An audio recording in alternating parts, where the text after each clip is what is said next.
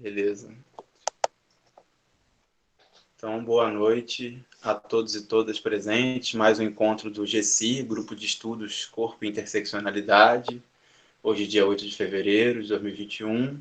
E a gente vai discutir um pouco, conversar, bem na lógica do estudo mesmo, da conversa aqui, sobre alguns conceitos e questões que estão relacionados ao projeto de iniciação científica Júnior que a gente está desenvolvendo, que eu elaborei junto com a FAILE e com o João Pedro em junho e julho desse ano que passou, e a gente está desde agosto com esse projeto em andamento. O nome do projeto é Educação Antirracista e Interseccionalidade, uma investigação sobre as relações entre corpo, poder, racismo e branquitude.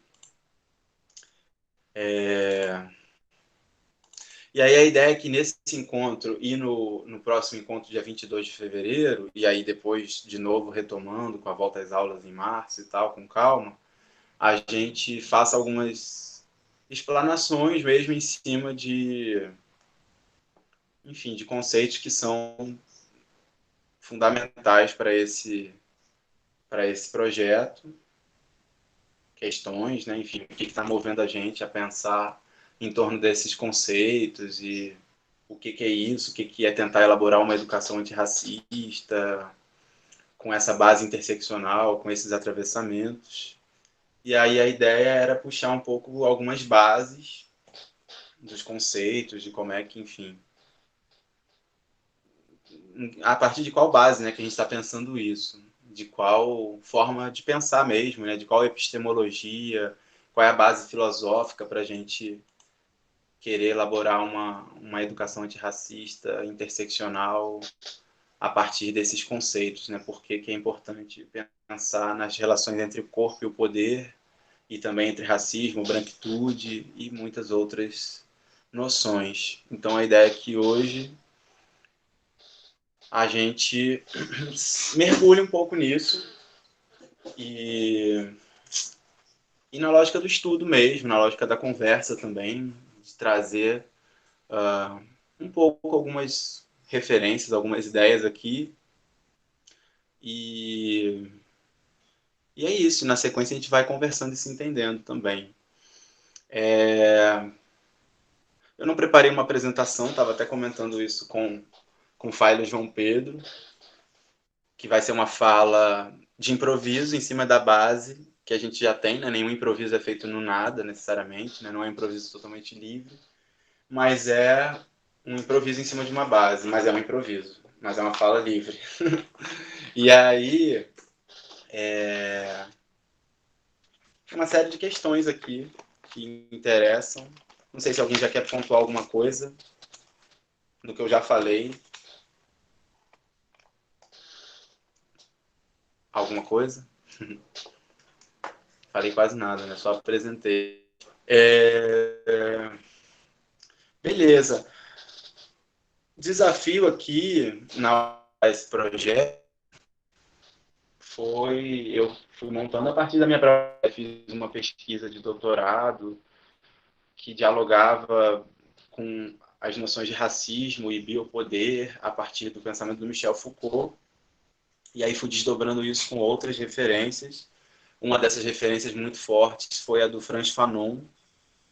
Então, de um lado, o filósofo francês Michel Foucault, que tem um diálogo até certo ponto, tem uma localização, né, também geográfica do pensamento dele, que é um pensamento muito ainda restrito à Europa, de certa maneira, mas ao mesmo tempo o que ele pensou e como ele pensou trouxe também muitos desdobramentos para os estudos que estão para além da Europa, para os estudos que também ajudam a questionar o que seria o eurocentrismo ainda da análise do próprio Foucault e dos franceses, dos europeus em geral. Mas a gente na academia universitária, no Brasil, a gente ainda tem muito essa base mesmo, né, da tradição, do cânone filosófico europeu, e aí trazer autores, por exemplo, como Franz Fanon, nascido na Marica também, né, a época pertencente à França, né, o Fanon, ele dialoga com a filosofia a partir das referências da própria filosofia que circulava na época dele, questões ligadas ao marxismo, à fenomenologia, à psicanálise. E ele mesmo também era médico, psiquiatra, teve uma atuação muito interessante, fez críticas muito contundentes também à violência psiquiátrica, à violência do hospital psiquiátrico. E aí é interessante pensar que o Foucault também parte daí, né, de uma crítica às instituições, né, da loucura, de como é que o louco era tratado. Então é interessante como é que esses dois autores, sem terem dialogado diretamente, eles podem dialogar muito hoje, né? A gente pode trazer eles para a roda para pensar uma série de questões. E a forma como, como Foucault pensa o poder é bastante, assim, de cara, uma quebra em relação ao que ele considerava a abordagem tradicional do poder, que era uma abordagem com uma base mais, em certo sentido, economicista, que colocava poder, muitas vezes em termos de relações de classe apenas, e aí o Foucault vai considerar essas relações de classe, né, como um dos elementos que estão presentes, mas não todos, né? E aí ele, enfim, ele pega essa tradição que está ligada a uma concepção mais econômica, economicista do poder, e uma outra concepção que tem a ver também com uma ideia jurídica do poder, né? A ideia do poder como a posse, como algo que alguém detém o poder e o outro não, né? E ele vai, enfim, quebrar um tanto com isso e dizer que, em certa medida, todos somos atravessados pelo poder, em certa medida, todos exercemos poder em muitas direções. O que traz uma série de questões para a gente. A gente também precisa pensar como é que se dão as desigualdades do poder, né? As dissimetrias, assimetrias, enfim, do poder hoje, né? É óbvio que a gente olha para a nossa sociedade, a gente vê que alguns acumulam mais poder em vários sentidos. Mas o poder ele pode ser acumulado de muitas formas e não só com a riqueza, com o poder econômico, né? É possível também acumular poder acumulando saberes, né? Então, a crítica que o Michel Foucault traz ajuda a gente a pensar o próprio poder que as instituições produtoras de conhecimento têm, né? O próprio lugar da universidade, da escola e das instituições em geral que compõem a nossa sociedade, né? Mesmo quando eles não mexem necessariamente com um poder econômico, com o poder das riquezas, eles estão mexendo com, ainda assim, muito poder sobre quem nós somos, sobre a nossa subjetividade. Então,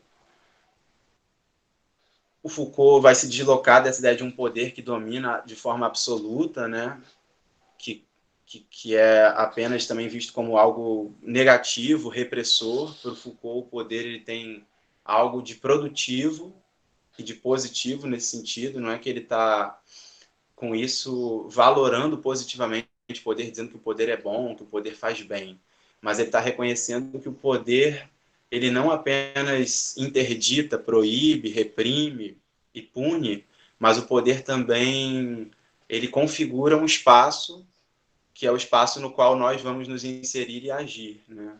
Então, a própria, por exemplo, a arquitetura dessas instituições todas da modernidade, a escola, a prisão, a fábrica, o quartel, o hospital, o hospício, etc., essa arquitetura também já mostra, já configura de alguma forma essas relações de poder. Esse poder está sempre associado a um saber, a um certo saber que é levantado, que é fabricado sobre as pessoas.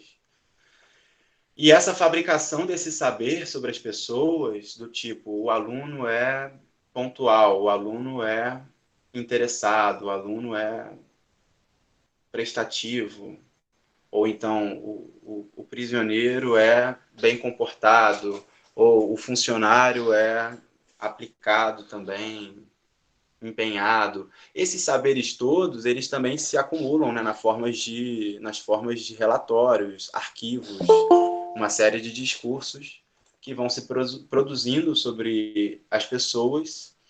E na concepção do Foucault, esse poder de que a gente poderia dizer que é um poder de rotulação, né, de classificação,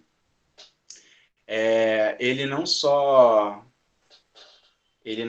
se cola às pessoas, mas de alguma forma ele está justamente produzindo quem as pessoas são, né? Então, em alguma medida, a gente só existe nessa sociedade que nos classifica de uma série de formas, né? Então, fica muito difícil separar, de certa maneira, quem nós somos na nossa essência daquilo que nós somos a partir do que as instituições dizem da gente. E justamente o Foucault também está quebrando com essa ideia de essência, né, dizendo que não existe uma essência previamente dada para aquilo que nós somos ou podemos ser, né? Então a gente, no geral, seguia muito mais por aquilo que dizem que somos. E a gente vive a partir daí, a gente age sobre a ação uns dos outros, a gente interfere uns sobre os outros a partir dessa estrutura, né? Então, dessa estrutura que é social, que é institucional, enfim. Essa relação entre saber, poder e o sujeito, então, né, esses três conceitos seriam aí fundamentais no pensamento do Michel Foucault.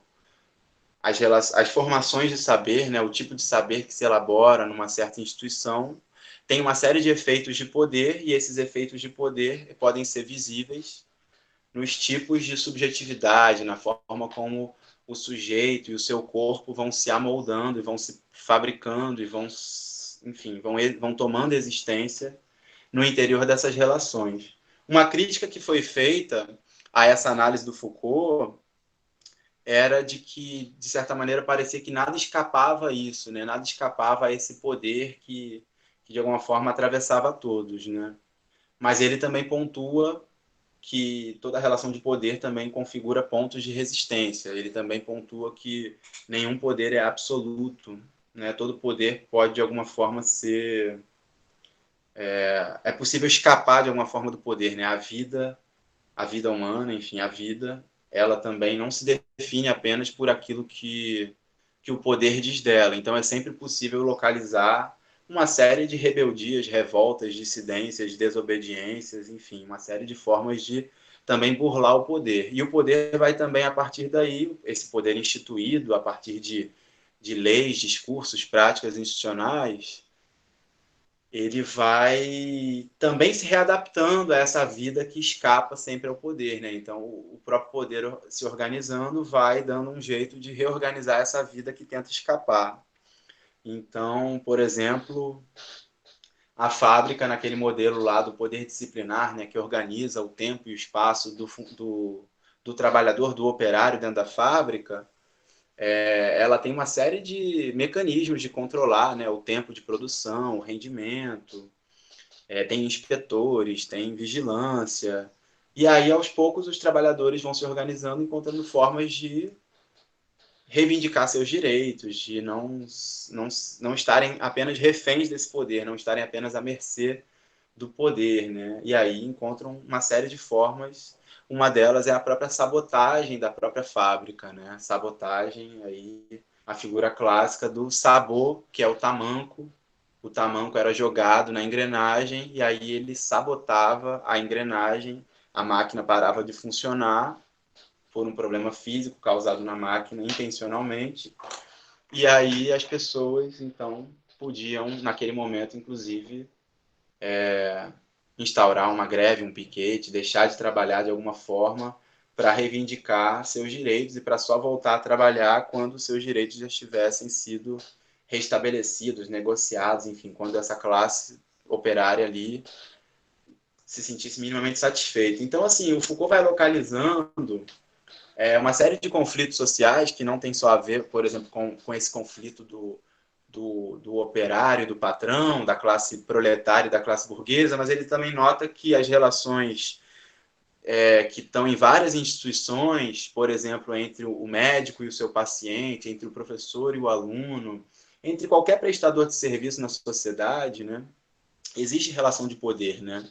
O saber que o especialista tem não deixa de ser um saber, né? Continua sendo um saber, não é uma mentira, não é só uma ideologia, não é uma falsa consciência sobre algo, é um saber, mas esse saber, ele tem uma série de efeitos de poder, e esses efeitos, às vezes, são efeitos, inclusive, nocivos, perversos, efeitos de dominação, ou efeitos que produzem um certo tipo de pessoa num padrão, num certo parâmetro do que é considerado normal, e isso não necessariamente para nós é hoje o bastante. A gente está aqui buscando aquilo que escapa a isso, né? A partir também de uma reflexão ética, enfim. Tem um outro elemento aí importante que tem a ver com a questão da visibilidade. O Foucault ele tenta mostrar, lá no contexto da Europa, como é que o poder tem uma economia de visibilidade, tem uma certa forma de tornar visíveis algumas coisas e invisíveis outras coisas. O poder que era do tipo do soberano, o Foucault comenta, né, o poder que estava ali simbolizado na figura do rei, ele tinha uma certa economia de visibilidade, que era justamente o rei era visível para todos, com seu emblema, com seus símbolos, com a sua coroa, com a coroação, com a túnica, com todos os seus decretos, leis, etc. Tinha uma questão da visibilidade, todos os súditos iam ver esse poder ali encarnado na figura das autoridades.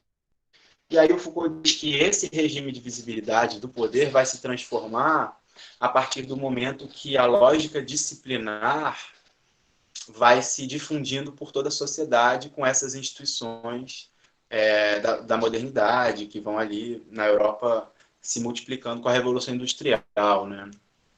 E ele diz que a lógica o regime de visibilidade muda porque aí o foco não está mais naquele que controla, mas naquele que é controlado. Então agora quem se torna visível, quem ganha visibilidade é o próprio subalterno, é o próprio súdito, é o próprio cidadão comum que vai ali então ser vigiado de muito mais formas possíveis, né? E aí o Foucault fala do panóptico, que é um modelo pensado pelo utilitarista inglês Jeremy Bentham, do final do século XVIII. O panóptico quer dizer tudo, né? Pan, tudo, óptico, divisão, né? O panóptico está lá formulado pelo Jeremy Bentham como a lógica de uma casa de inspeção que tem uma torre no centro que é capaz de enxergar a partir dessa torre todas as celas que estão ali distribuídas em torno dessa torre, num formato de uma arquitetura circular. Então, uma arquitetura que ele pensa que já tem de cara um atravessamento de poder. Quando Jeremy Bentham pensa isso lá no final do século XVIII, ele pensa essa estrutura para fazer valer aquele poder, para legitimar aquele poder. E aí ele está preocupado em fazer funcionar a sociedade daquele jeito, em fundamentar, em legitimar, em dar ordem às coisas, né? E o Foucault, quando volta a isso tudo e faz uma história disso, lá no Vigiar e Punir, por exemplo, ele está preocupado numa crítica desse poder, né? Em tentar mostrar como que esse poder funciona e não exatamente como que esse poder pode ser útil, pode ser bom, pode ser benéfico, pode ser verdadeiro, pode ser o verdadeiro caminho de libertação da humanidade, etc. Então, Foucault não está mais preocupado exatamente em mostrar esses verdadeiros caminhos, mas está preocupado em mostrar como que a sociedade funciona, o poder se exerce, né? E, e é interessante essa questão da visibilidade, queria chamar a atenção de cara para isso, para a gente conversar um tanto, que para o Foucault a visibilidade, ela muito mais do que um trunfo, uma arma da resistência, ela é em primeiro lugar uma arma do poder. A visibilidade para o Foucault é uma armadilha. E por que eu estou falando isso? Porque a gente está num contexto em que a visibilidade ela mudou de muitas formas. Essa economia de visibilidade do poder ela se transformou muitas vezes em muitas direções. A Fernanda Bruno, no livro Máquinas de Ver, Modos de Ser, ela fala sobre isso um pouco, né? Que o Foucault ele traz essa passagem que vai do poder soberano para o poder disciplinar, né? Do poder que estava visível na figura do rei. Todos veem apenas um, todos veem o rei, todos veem o poder encarnado em um só. Agora, com o poder disciplinar, muitos são vistos por qualquer um, né? Qualquer um pode ser o vigia, pode ser uma câmera, inclusive, que você nem sabe quem está lá do outro lado. Você também não, você está sendo visto sem ver, né? Nesse modelo do panóptico, trata-se disso, né? De ver sem ser visto. Quem está controlando está vendo sem ser visto, e quem está sendo controlado está sendo visto sem poder exatamente ver quem controla, e se a pessoa está ali mesmo controlando o tempo todo. Então, Foucault também descreve um processo que teria a ver com uma certa internalização dessa disciplina, e aí a pessoa ela vai se amoldando a esse ser vigiado, a esse estar o tempo todo vigiado, e vai sendo de um certo jeito, né? Então, a própria subjetividade da pessoa, ela se modifica, ela se altera, ela se produz a partir daí, dessa vigilância. Mas aí a Fernanda Bruno pontua que com as comunicações de massa, a gente tem outros movimentos nisso, né? Não é só mais o que seria o panóptico, né? Do ver tudo e do ver sem ser visto, mas com as novas lógicas, por exemplo, com a televisão e o rádio, especialmente a televisão e o cinema, né? Agora muitos podem ver também alguns novamente, né? Tem um público, espectador, que pode ver alguns. E com as novas mídias de uma internet 2.0 em diante, em que todos nós somos criadores de conteúdo e podemos ver uns aos outros, né? A gente então já estaria numa outra fase disso, né? De uma vigilância distribuída em muitas direções. Então, a gente ainda tem a figura centralizada, né? Do Estado, ainda tem a figura de certos, né? Do juiz, do professor, do policial, do médico. Essas figuras elas ainda estão aí, ainda operam como vigilantes na sociedade, mas a gente tem essa possibilidade dos olhares e da vigilância muito mais distribuída no meio digital, né? O meio digital que deixa o tempo todo para poder acontecer, né? Ele deixa rastros, ele deixa vestígios. A gente está ali marcando a nossa identidade, um perfil digital, etc. E cada vez mais isso vai também, enfim, se combinando com o acesso concreto que a gente tem a uma série de benefícios e serviços, né? E esse rastreio digital está relacionado não só ao crédito e ao débito quando você usa um cartão, mas a todas as transações possíveis, elas vão cada vez mais adicionando essas novas formas de vigilância, né? As várias formas de biometria, seja com reconhecimento facial, da digital, dos dedos, né? Da íris, enfim, muitas formas que vão também aí se combinando com as antigas formas, né? Então agora a catraca, agora já há bastante tempo, né? A catraca do ônibus e do metrô também está combinada com um cartão ali, bilhete único ou outras modalidades, que também vai registrando que você passou por ali, que você esteve por ali. Essas tecnologias vão se combinando também com reconhecimento facial e outros, e por aí vai, né? Então, a descrição que vem do Foucault e a partir dele ajuda a pensar essa questão da visibilidade de um jeito interessante, questionando o quanto que essa visibilidade é uma armadilha, né? O Foucault ele tende a pontuar muito isso, que a fala também é uma armadilha. Ele também tem uma crítica muito forte, por exemplo, à psicanálise, que propunha que através da fala dos nossos problemas, da gente poder botar para fora de alguma forma nossas questões, nossa subjetividade, ali a gente estaria de alguma forma se trabalhando, se elaborando terapeuticamente.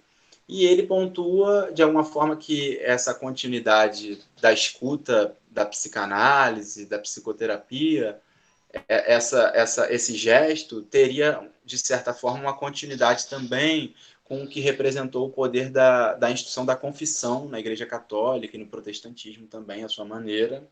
E aí ele vai questionando isso, né? O quanto que a fala e a palavra não necessariamente liberta, mas também novamente aprisiona. Aí essas são algumas questões, né? A forma como ele vê o corpo também. O corpo também para ele não tem uma essência dada, uma essência biológica, tem muito mais a ver com algo que se fabrica socialmente, que se fabrica politicamente a partir de uma série de normas e expectativas sociais de reprodução humana, de casamento, de raça, de longevidade, de saúde, de mortalidade, de incidência de doenças, enfim. Então ele traz muito esse olhar sobre todas as experiências que a gente tem socialmente, e acho que ele mais se atacou foi com a questão da loucura, do crime, da sexualidade. Ele pontua que não tem uma essência para falar o que é o louco ou não, o que é o criminoso ou não, o pervertido sexual ou não. Mas esses fenômenos todos, essas classificações todas só existem numa sociedade que produz essas classificações, uma sociedade que fabrica as pessoas desse jeito. E a partir disso, uma série de conflitos se estabelecem, as pessoas não aceitam, né, tudo o tempo todo, não aderem a tudo, as pessoas reagem, as pessoas se movimentam, as pessoas conspiram, desobedecem, etc. Inclusive, assim, até para trazer uma dissonância, um desacordo um pouco com essa fala do Foucault, de que a visibilidade e a fala são muito mais armadilha do que estratégia de resistência, a gente poderia pensar aí, por exemplo, justamente com os feminismos, mas aí eu vou pensar um outro autor, ainda homem, que me trouxe um pouco essa reflexão a partir do que ele leu e do que ele foi confrontado com o feminismo, que é o Stuart Hall. O Stuart Hall, que é também um grande leitor do Fanon, pretendo ainda voltar ao Fanon hoje ou na próxima, mas a gente vai dialogar aqui, eu vou parar de falar já já. O Stuart Hall, ele justamente lá no Da Diáspora, que é um livro dele cheio de textos reunidos, né, que a professora Liv Sovic organizou aqui e tal, tá em português, PDFzão grandão, bonitão. Agora eu não lembro nem qual texto, posso localizar aqui. Dentro da Diáspora, o Stuart Hall comenta um pouco sobre esse ponto aí do Foucault, que o Foucault diz que a fala e que a visibilidade, elas são armadilha, né? E aí ele pontua que para alguém, em certa medida como Foucault, que fala de um certo lugar da intelectualidade branca, francesa, etc., em muitos sentidos, a fala nunca foi negada ao Foucault, né? Em muitos sentidos, ou pelo menos, não que nunca tenha sido negada, mas na trajetória do Foucault, ele encontrou um espaço de fala, um lugar de fala muito impressionante, né? Ele foi professor durante anos do Collège de France, e ele ali era basicamente um pesquisador que apresentava uma vez ao ano, num curso que durava cerca de 3 meses, o que ele tinha pesquisado, né? Então ele tinha ali o privilégio de poder pesquisar bastante à vontade e só prestar contas disso uma vez ao ano. Não era nem ali aquela figura do professor que tem que estar ali se matando com não sei quantas turmas para dar conta e tal. E o Stuart Hall, no caso, pega essa posição do Foucault, bastante crítica e interessante, a suspeita que o Foucault traz é interessante, é importante para a gente desconfiar, né, da visibilidade e da fala, não como algo que já está dado, que é libertador, mas como algo que é uma armadilha, é interessante isso, mas ao mesmo tempo é interessante considerar que aquelas pessoas, aqueles grupos que foram silenciados historicamente e atualmente seguem sendo em vários sentidos silenciados, para essas pessoas a fala tem outro significado. Tomar posição, falar publicamente tem outro significado, né? Então também estou lá lendo, por exemplo, a Audre Lorde e tal, ela traz uma série de considerações sobre o quanto que para ela o silêncio é nocivo, o quanto que o silêncio, esse silêncio, no caso do se posicionar, do se abrir para o outro, do se dirigir a alguém e falar algo com alguém, para ela não vale mais, não serve, né? Ela precisa transformar esse silêncio em outra coisa, em ação, em linguagem, enfim. Então é interessante também já trazer o Foucault, aproveitar a suspeita que ele traz em relação a como que o poder se organiza e se configura, e como que a gente também vai respondendo a esse poder, mas também trazer outros olhares, outras perspectivas, colocar em perspectiva o próprio pensamento do Foucault. Mas aí é isso, assim, ele pontua, né? O livro, por exemplo, Microfísica do Poder, é um livrinho aqui também com uma coleção de textos do Foucault, reunidas pelo professor Roberto Machado, aposentado da FRJ. E aqui tem muitas coisas também muito interessantes sobre corpo, né? Alguns livros dos mais interessantes do Foucault que podem abordar a questão do corpo é esse, Microfísica do Poder, o próprio Vigiar e Punir e o História da Sexualidade 1. Tem muitas coisas ali muito interessantes para pensar como é que o corpo é uma fabricação social, né? Como é que o nosso corpo, por mais que ele tenha uma estrutura física, biológica, para nós visível, né, inegável, a gente também sempre se refere a esse corpo e sempre intervém sobre o nosso próprio corpo a partir de uma série de recursos que a gente tem na nossa sociedade, a partir da nossa linguagem, a partir dos discursos que a gente promove sobre o corpo, né? Então não tem como pensar um corpo puro, um corpo não marcado. Todo corpo já é socialmente lido, né? Então mesmo quando a gente reconhece a presença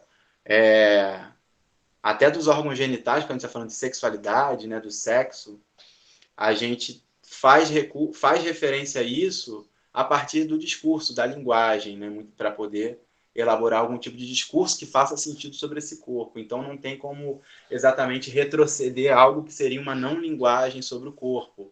Mesmo as ciências biológicas e exatas também são um código, né? São um código produzido socialmente em diferentes instituições e tal, né? Então não teria, na perspectiva do Foucault, exatamente como não pensar esse corpo já inserido numa série de práticas, e essas práticas podem ser discursivas ou não discursivas, né? Podem ser formas ali de distribuir o corpo, por exemplo, a própria arquitetura de uma instituição, né? A própria sala de aula, que tem um certo formato, com uma janela na porta, que dá margem para alguém poder passar na porta da sala e olhar o que está acontecendo dentro, entendendo que aquela aula ali é pública, é visível, etc. Ou a nossa lógica hoje da grande distribuição de câmeras e olhares digitais que todo mundo tem, a maioria tem um celular com uma câmera aí disponível. Nós agora estamos, inclusive, nos reunindo através dessa mediação das telas, né? Não estamos de corpo presente, estamos também com essa mediação. Muita coisa, não sei. Já falei muito. Se vocês quiserem dialogar, vai ser ótimo. Porque aí vão surgindo também outras coisas. Por enquanto, acho que é isso.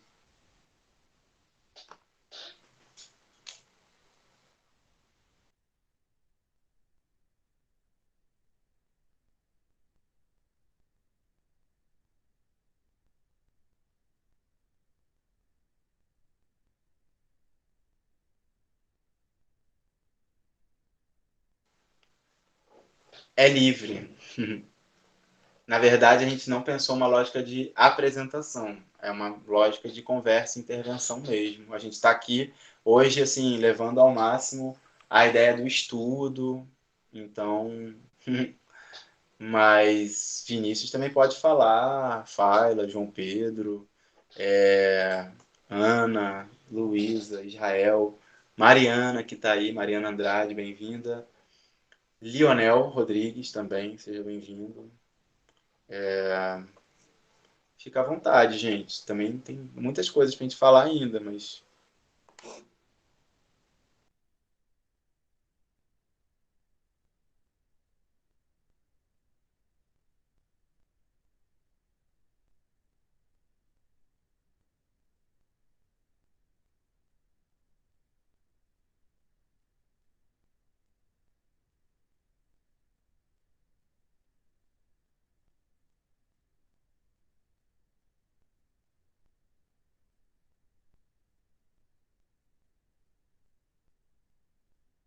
Bom, como ninguém tá falando, então, só para não ficar em silêncio, vou manter minha câmera desligada, porque tá uma bagunça aqui. Eu também tava ocupado e tava só acompanhando vocês.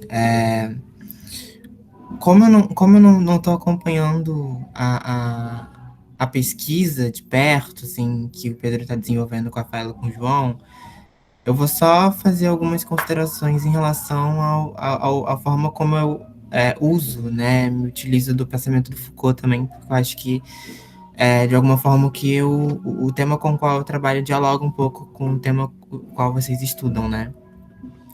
Partindo do pressuposto de que vocês, além de toda a questão educacional, também trabalham com as dinâmicas interseccionais do poder, né, de alguma forma. O que significa dizer dinâmicas interseccionais do poder, né?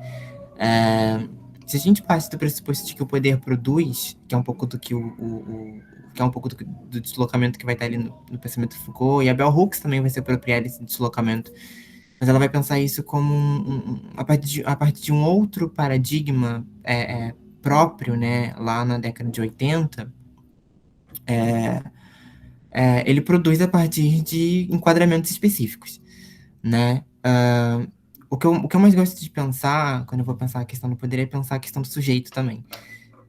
Porque o sujeito é a minha questão central, né? E se a gente parte do pressuposto de que o poder produz um sujeito, que é um pouco da hipótese da Butler lá na vida psíquica do poder, é interessante pensar também, e aí eu já vou tentar fazer alguns diálogos com a pesquisa de vocês. É interessante pensar também como que essa produção de um sujeito, ela se dá a partir de diferentes marcas, né? Quando o Pedro estava falando de marca e da questão do corpo, eu lembro muito da discussão que a Guacira Lopes Louro faz lá no Corpo Estranho, vai falar sobre essas marcas do poder que atravessam os corpos, né? E como que essas marcas do poder, elas de alguma forma atravessam esses corpos, mas também produzem esses corpos, né? De modo a produzi-los sempre a partir de uma relação de poder que é necessariamente hierárquica, desigual e desigualmente distribuída, né? O que significa dizer isso? Bom, significa dizer que os corpos de pessoas trans e negras, por exemplo, são atravessados por diferentes marcas do poder e que essas marcas elas sempre vão recair nesses corpos de maneira negativa. Então, esses corpos vão ser atravessados pela condição de ser uma pessoa trans, pela condição de ser uma pessoa negra, pela condição de ser uma pessoa jovem ou mais velha, né? Também é um fator importante. Como que isso, de alguma forma, insere essa pessoa numa dinâmica social específica que pode ou não precarizar ou vulnerabilizar mais ainda o seu corpo, que é um pouco do que eu tento justamente entender. Como que essas formas, esses mecanismos de vulnerabilização, porque eu parto do pressuposto que a vulnerabilidade ela é produzida, né? Ela é politicamente produzida.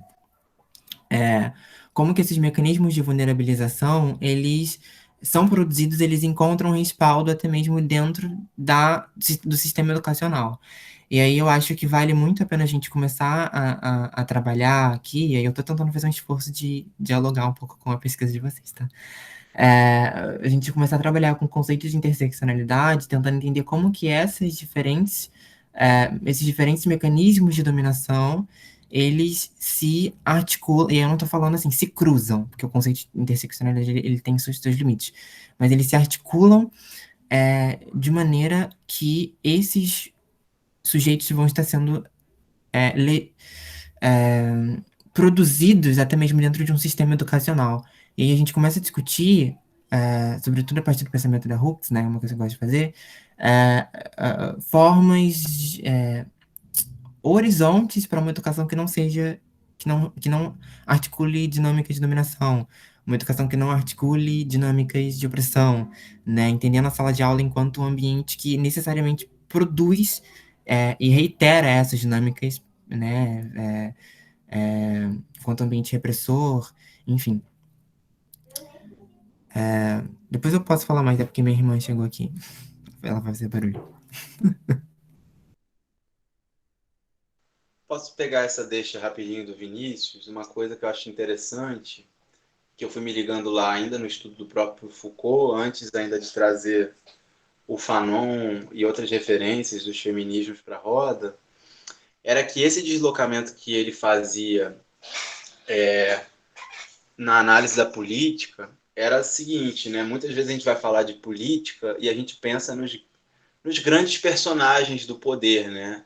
Na figura do rei ou do soberano ou do presidente ou das autoridades visíveis e de uma certa massa ali que é o povo e que se contrapõe a isso de algum jeito, ou então que é uma massa de manobra e por aí vai. E aí o Foucault, ele pensa articulações entre essa dinâmica que a gente poderia entender como macropolítica e tenta pensar o que ocorre nesses espaços micropolíticos, nessas relações que são de exercício do poder transversais, né, em muitas direções. E aí eu sinto que esse deslocamento que ele faz também exatamente ajuda a gente a pensar, né, tem muito a ver com as discussões sobre raça e gênero, por exemplo, né? Como é que essas relações elas estão configuradas institucionalmente, mas também através das relações íntimas, através das relações no que elas têm de mais micro, de mais detalhado, de mais capilarizado, né? Então, esse deslocamento de sair desse poder com P maiúsculo e pensar esses vários poderes com P minúsculo, como é que eles se distribuem de uma forma desigual na sociedade, eu sinto que tem muito mais a ver do que a gente imagina com a própria interseccionalidade, né? Então aí acho que entra um diálogo, mas sem dúvida assim ficava ainda um ponto cego, né, nessa abordagem, né? Por exemplo, o próprio Foucault de alguma forma colocando o racismo mais no sentido das raças, né, como algo de um certo passado e que pouco tinha a ver ali com a questão da escravização, com a questão da colonização, né? Ele pensou muito a história das raças no contexto europeu, no contexto da luta de raças no interior da Europa, entre os diferentes povos que compunham a Europa, né? Então não pensou exatamente algo que tem a ver com as nossas dinâmicas hoje de raça e racismo na atualidade, no que para a gente significa isso. Mas o que ele traz é bastante interessante também, né? No sentido de entender que o racismo não apenas não apenas uma ideologia, uma doutrina racial de ódio e de inferiorização do outro, mas esse racismo ele opera, sobretudo, também como tecnologia de poder, né? Uma tecnologia de poder que divide as pessoas, classifica elas, né? Justamente entre inferiores e superiores, né? Então, tem aí, né, a gente está querendo buscar esses atravessamentos, esses aproveitamentos entre uma teoria ligada ainda à perspectiva do Foucault sobre os discursos e o poder, né? Como é que os saberes, os poderes e os sujeitos se configuram numa teia e como é que é possível escapar a isso, de alguma forma quebrar com essa teia. E a gente também está pensando como é que uma série de formas de subjetividade são possíveis para além desse molde único também europeu, branco, urbano, masculino, adulto, etc. Né? Tido como normal, tido como abstrato, tido como a própria universalidade, né? Uma universalidade não marcada. Né? Então, isso também vem sendo questionado, e por isso que a gente também está aqui nomeando, né, a própria noção de branquitude, né, como essa identidade que, durante muito tempo, aparecia como não marcada, aparecia como aquilo que representava a própria ideia de humanidade, e que aí, aos poucos, foi sendo ressituado a partir dos próprios discursos dos movimentos negros e dos feminismos negros e de outros grupos, né, movimento indígena também, enfim. Faila escreveu aqui no chat, a gente falou que dialogaria a partir do que ela está escrevendo. Posso ler aqui, Faila, o que você escreveu, então? E aí o pessoal foi dialogando aqui no chat, a gente retoma aqui. Nas eleições, principalmente, eu ouvi muito falar sobre como a internet influenciou isso. Aí não sei se você estava dialogando. A questão, a relação entre a internet e o poder, né? Não sei se vocês viram, mas no Twitter, por exemplo, quando se coloca fotos de uma pessoa branca e uma negra, a foto da pessoa branca apenas é centralizada. Foi um debate recente que mostrou isso, né? Um grande debate sobre a visibilidade de pessoas negras nas eleições. Isso gerou um debate, né? Vocês viram isso, gente? Essa configuração do algoritmo, né? Você tinha ali uma imagem, tinha várias pessoas na foto estendida, só que aí o algoritmo centralizava na pessoa branca, né? Aí acho que até comentaram isso, né? Até a foto do Obama ficava, que era mais famoso, mas ele ficava ali escondido no compartilhamento da imagem e aparecia em destaque uma pessoa branca, né? E aí todo um debate sobre o racismo algorítmico, né? Uma das possibilidades de explicar isso seria o racismo do próprio algoritmo, né? Como é que esse algoritmo, que não é neutro, que não surgiu do nada, foi elaborado também por grupos de pessoas, foi alimentado a partir de bancos de dados, né, que vão sendo alimentados de uma certa forma. Como é que esse algoritmo produz e reproduz racismos também, né? Como é que ele também está ligado à própria operação do racismo hoje. Exatamente, as redes priorizam corpos brancos para destacar e dar visibilidade. Exatamente, aí a Luísa comentou a história da foto do Obama, né? Mesmo o Obama ali, né, foi um comparativo que fizeram, botaram o Obama, que é uma pessoa negra e muito famosa, e botaram outra pessoa branca qualquer aleatória, e o algoritmo escolheu destacar a pessoa branca, né, ali no compartilhamento da imagem, enfim. Algumas pequenas mostras, mas tem muitas outras mostras, né, muitos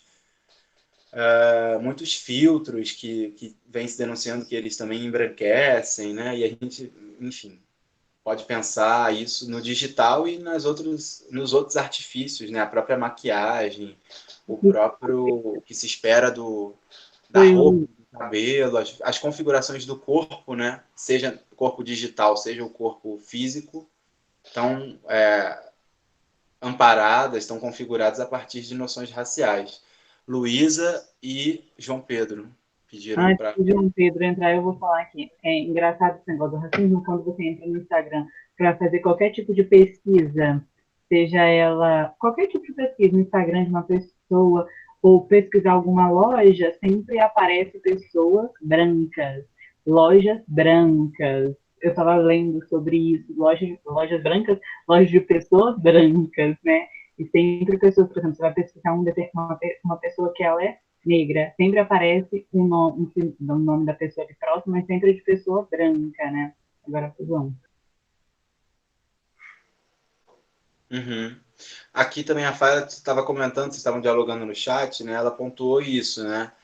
Sobre o efeito de bolha, né, das redes sociais, né, os algoritmos que nos fazem ver apenas aquilo que a gente já vê, de certa forma. Então, se você tem discursos racistas, né, ali uma pessoa racista, a probabilidade que você só vai ver outras pessoas racistas ou outros discursos circulando na sua linha do tempo e poucas coisas questionando isso, né? Enfim, o que acaba validando, aqui a Fala escreveu, validando e reforçando ainda mais o que a própria pessoa racista pensa sobre as pessoas negras, por exemplo. E aí ficaria só um diálogo, entre aspas, entre os que já concordam entre si. Acho que dialoga aí com o que vocês estão pontuando pelo chat, o que a Luísa falou.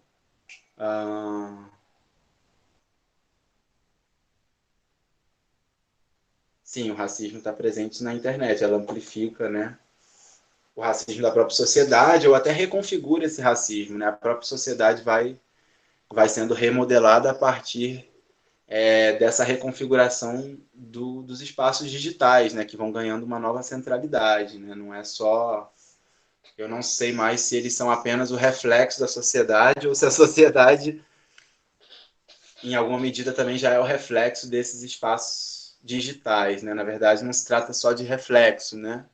Mas de, enfim, diferentes formas de circulação mesmo, né? Das imagens, dos discursos, das verdades que a gente compartilha. João tinha levantado a mão para falar.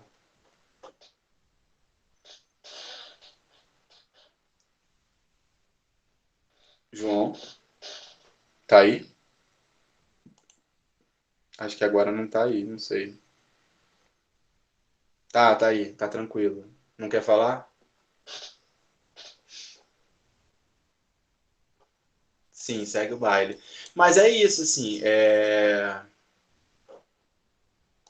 Mas hoje a gente tem, né, novas possibilidades, né? Inclusive o próprio capitalismo algorítmico de vigilância das redes sociais, ele vai se reconfigurando, né? A partir dessas muitas manifestações. Então a gente tem hoje nas redes cada vez mais também pessoas negras, indígenas, sendo influenciadores digitais, né? Tendo mais seguidores, tendo mais visibilidade, tendo suas falas e discursos circulando mais, né?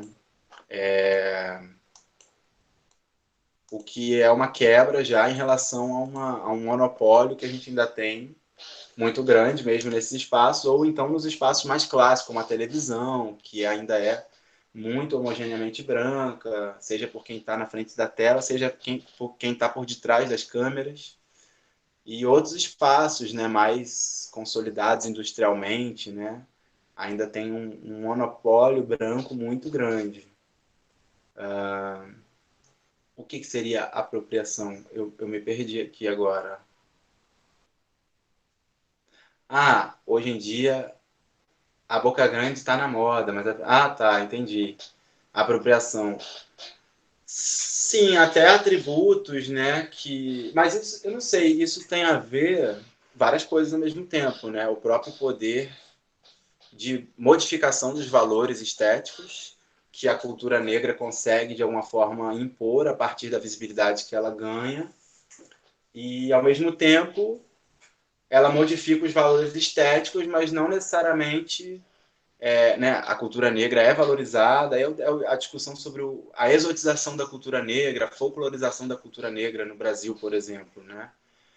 Ocorre toda uma celebração de uma série de valores que tem a ver com a ancestralidade negra, com a cultura negra, com a africanização, com a beleza negra, com a estética negra, né? No carnaval da Bahia, do Rio, por exemplo. E, ao mesmo tempo, você tem uma série de novos embranquecimentos ou da manutenção daquele poder branco ainda, né? Quem é que ainda é o editor, quem é que ainda é o dono da gravadora, quem é que ainda é o cara que é o juiz, o cara que assina, né? Enfim, nos mais diferentes espaços, esse privilégio branco do poder, né, de decisão ainda permanece, por mais que em um nível muito forte a cultura negra seja exaltada e celebrada, é uma denúncia que se traz, né? As pessoas negras, elas mesmas, não necessariamente estão ali sendo aceitas, né? Enquanto pessoas que podem ser o que quiserem, qualquer coisa, né? E não só exatamente algo que um certo entendimento também da cultura negra configurou para elas, né? Um certo lugar já mainstream, que estaria ali no topo, né? Um certo lugar de destaque, né, acaba também colocando para as pessoas uma série de parâmetros, né? E essa é uma discussão também muito interessante, assim. O próprio Stuart Hall, dos estudos culturais, traz muito isso, né? E pergunta sobre as representações, né, sociais, raciais, né, das pessoas brancas e negras nesses diferentes formatos culturais, na cultura pop, por exemplo, né? A cultura pop mundial, ela é fruto da música do Atlântico Negro, é fruto da música feita a partir dos descendentes de africanos nas Américas, né? A cultura hip hop, a batida, ela circulou o mundo todo, se transformou, né? Você não tem um monte de coisas na cultura pop hoje sem o Michael Jackson, sem essas referências, por exemplo, né? O que não necessariamente significa que o racismo vai diminuir e que as condições reais de vida das pessoas negras, que essas condições vão melhorar. Mas, ao mesmo tempo, o debate sobre representação, representatividade, quer colocar em jogo exatamente isso, né? Em tese, se você aumenta a representatividade positiva sobre certos grupos, se você investe positivamente sobre essas imagens, você tende a criar algum tipo de percepção social que tende a valorizar essas vidas. E aí dialoga de novo até com algo que o Vinícius pesquisa aí sobre os enquadramentos raciais, né, da vida lá com a Judith Butler, fala muito sobre isso, né? As vidas que nem são percebidas como vida, né?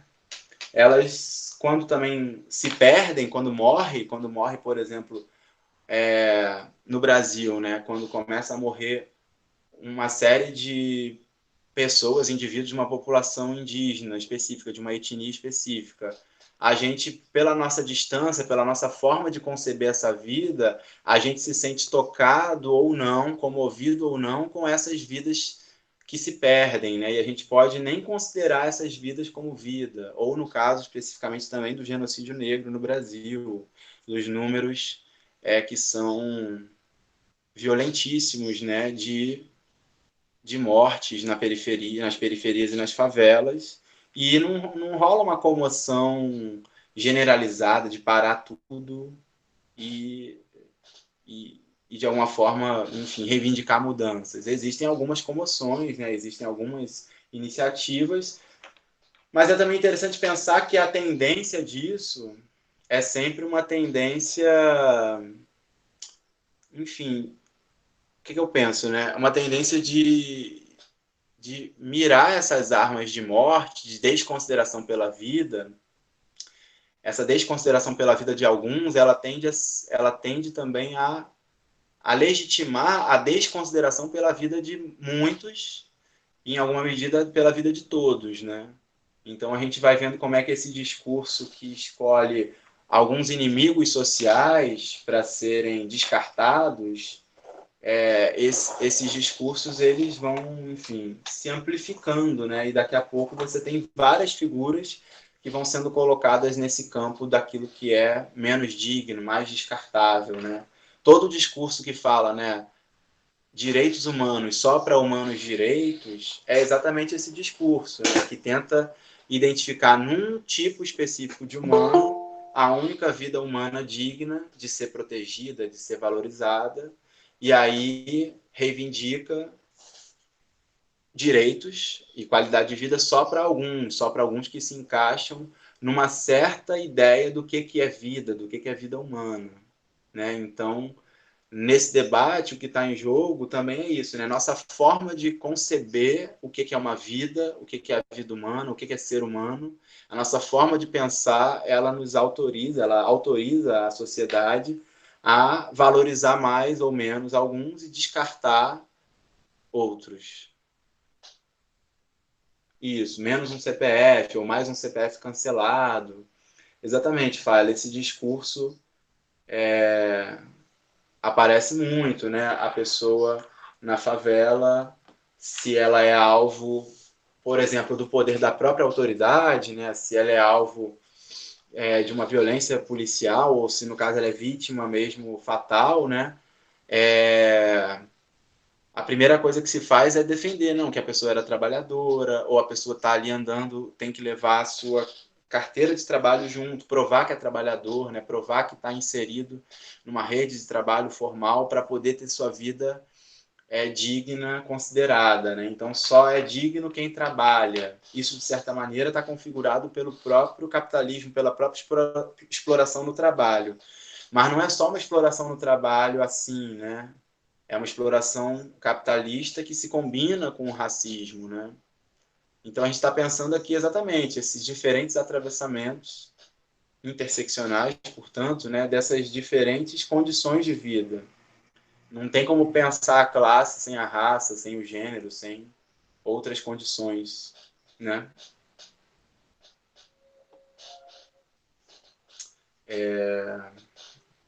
O discurso do bandido bom é bandido morto, exatamente isso, né? A questão está em definir quem é o bandido, né? Quem é que é o inimigo social. E aí, se você vai amplificando também essa noção, né, de quem é que é o desviante, de quem é que não está cumprindo a ordem, quem que não está andando na linha. Se você parar para pensar, o poder ele pode se reorganizar e se reorganiza cada vez para, de alguma forma, reclassificar as pessoas de muitas formas, inclusive utilizar pequenas nuances, pequenas diferenças, né, individuais, né, aproveitar da nossa heterogeneidade, por um lado. Nós somos de muitas formas e, de certa maneira, os diferentes mecanismos capitalistas, eles encontram também formas de também lucrar em cima disso, né? Produzir em cima dessas subjetividades, né? Então, existem ainda aí várias armadilhas nesse caminho.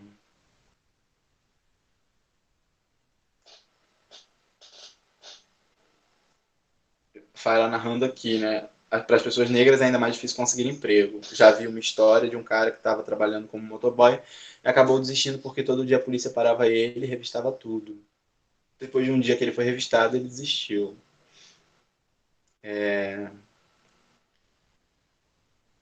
Israel, quer falar dessa esquete do Pedro Cardoso sobre a ressignificação do culpado? É isso? Ressignificação do culpado? Você tem esse link?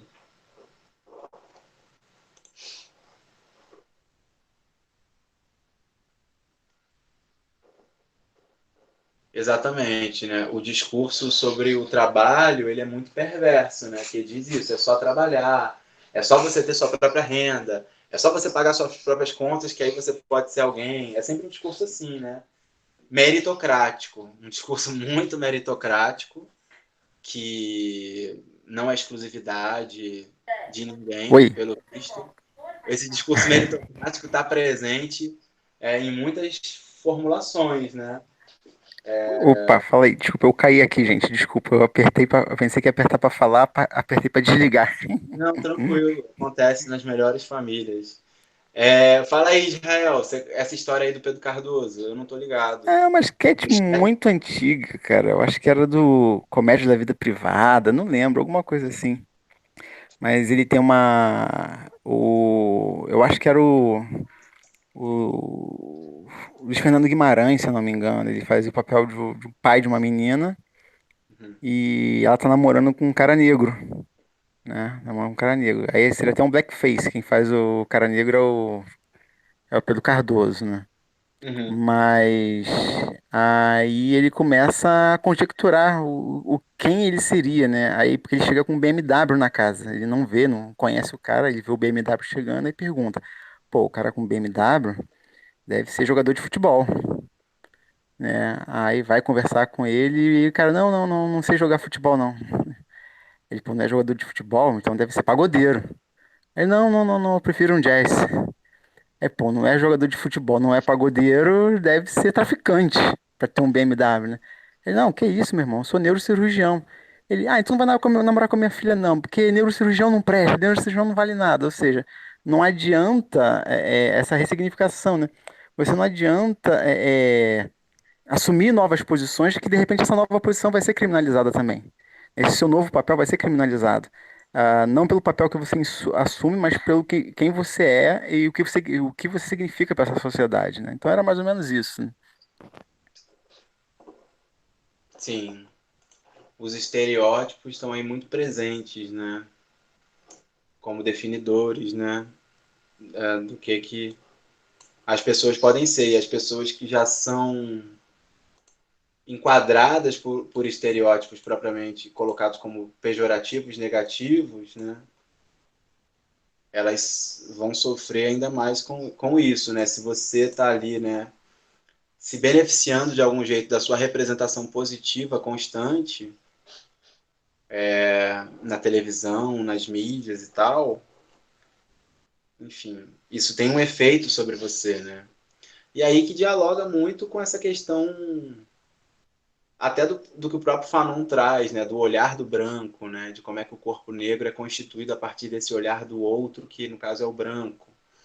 E aí o Fanon traz isso, e o W.E.B. Du Bois também traz isso, né, de que o cidadão negro, no contexto colonizado, de colonização, precisa desenvolver quase que uma dupla consciência em relação a como ele mesmo se vê e como que o branco o vê. E aí ele precisa, nessa discrepância entre uma coisa e outra, de alguma forma se reinventar, né?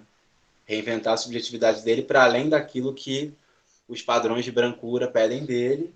Os padrões de brancura pedem que ele precisa ser branco também para poder ser alguém, né? E, enfim, é isso. Esse modelo é violento, né? Esse modelo produz uma mutilação da subjetividade negra, né? O Fanon denuncia isso. Então é preciso quebrar com isso, com esses efeitos que são psíquicos do racismo sobre as pessoas, né? E no caso a gente está aqui também para discutir, em alguma medida, qual é o papel da própria reconfiguração, né? Da branquitude, do poder reunido em torno da raça, da branquitude, desse poder que o branco tem de classificar, né? De estabelecer os critérios. Como é que fica isso? Como é que a gente pode, de alguma forma, desembranquecer nosso olhar, nossa classificação? Então, passa por aí, né? Por uma releitura das nossas formas de pensar compartilhadas, das nossas formas de classificar que a gente compartilha socialmente, e passa por uma releitura do nosso trato também diante das instituições que a gente defende a existência, diante das relações que a gente trava no cotidiano, no íntimo. Bianca comentou algo, não sei se Bianca quer compartilhar com o grupo um pouco mais sobre a experiência que já teve na família.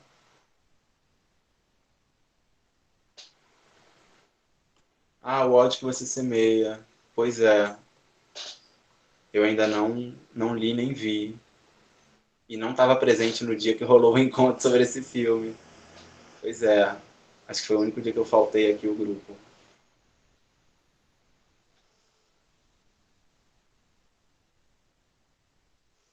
Ah, essa questão da suspeição, né? Essa questão de quem é suspeito, de quem... E é interessante pensar isso, como é que nossas instituições, elas funcionam a partir também dessas nossas relações que são cotidianas mesmo, do dia a dia, né? Exatamente, isso não tá, uma coisa não está separada da outra, né? Então, em todas as instituições que a gente tem, ou relações que a gente tem, esse olhar racializado vai estar presente, né? As pessoas vão ser separadas por grupos, tanto no espaço escolar, hospitalar, do trabalho, da circulação na rua, né? Isso é algo que se reatualiza a cada momento, né? O racismo não é uma coisa do passado, é algo do presente, que está presente agora, na forma como as instituições funcionam, mas também remonta a um passado, né? Um passado de colonização, de escravização, em que essas questões todas já estavam em jogo, né?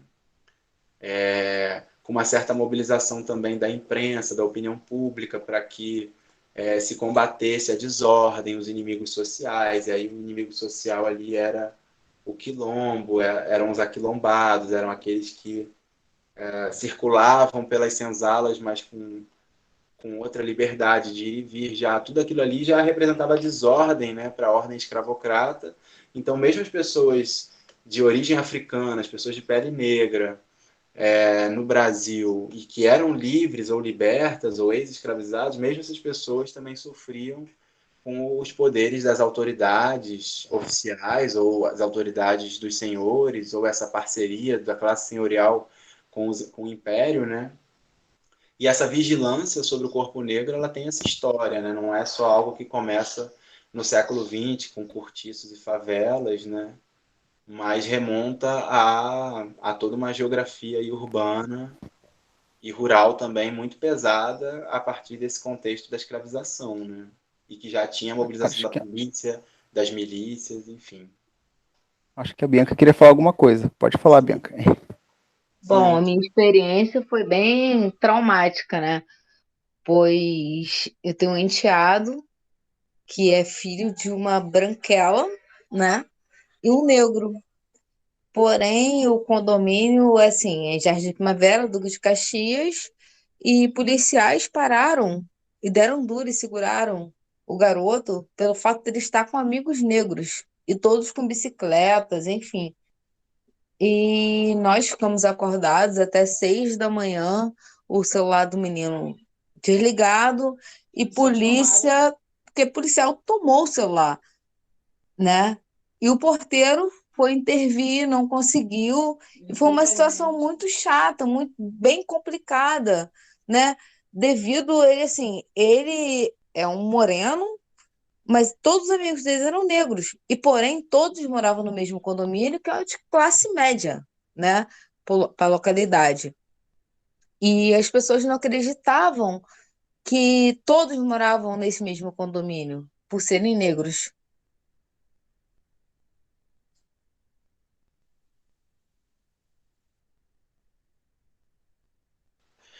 que é exatamente um ponto muito importante que durante muito tempo um certo argumento, né, um certo olhar se negava a pensar isso, né? Como é que a manutenção do racismo ela continua no interior da própria classe, né, ou para além da classe, né? Então, na classe mais favorecida, você vai ter desigualdades entre brancos e negros. E também entre os pobres também vai ter uma desigualdade ali entre brancos e negros, mesmo entre os pobres, né? Mesmo no interior da classe você tem desigualdade racial, né? Que E para a aí, gente hoje isso parece até óbvio, mas para muitos ainda não é, né? Para muitos isso, enfim, e até bem pouco tempo atrás isso era super e problemático de o falar, né? Era pior tudo de da tudo classe, foi né? quando a mãe chegou, e a mãe loura, né? E Uhum, ele falava assim: não, não é seu filho. Ela teve que apresentar a documentação, enfim. uhum. toda uma burocracia, uma situação muito constrangedora. Sim. Violenta mesmo, né? É violência.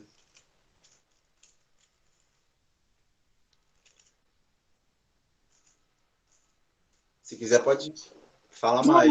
foi bem violento para ambos, né? Tanto para os pais quanto para a criança. E assim, quem estava junto e reuniu o grupo de pais, não adiantou. Assim, uma questão foi muito complicada mesmo, né? E eu presenciei, foi nojenta, foi tipo assim, eu querer expor, falar e não poder, porque eu não tinha poder sobre ninguém ali. Eu só estava presenciando uma situação. Sim. E aí a Fábio até brincou aqui, né? Como é que faz, né? Porque você chama a polícia para, de alguma forma, denunciar a polícia. Como é que fica? Como é que a gente encontra mecanismos institucionais de combater algo que é um problema institucional, né? O próprio Na poder dos verdade, foi a acusadores. polícia que parou, Não né? foi? Que eles fossem invadir um condomínio. Estavam um Uhum. grupo de 5 ou 6, e 3 ou 4 eram negros. E aí tomaram os celulares de todo mundo. Foi uma situação muito complicada, muito, muito difícil, assim. E a gente não sabia como agir. Só que eu não tinha como intervir, porque eu não sou mãe de ninguém, apenas moro no condomínio e estava com o meu enteado naquela situação. O que eu falaria para a polícia não iria ter relevância nenhuma.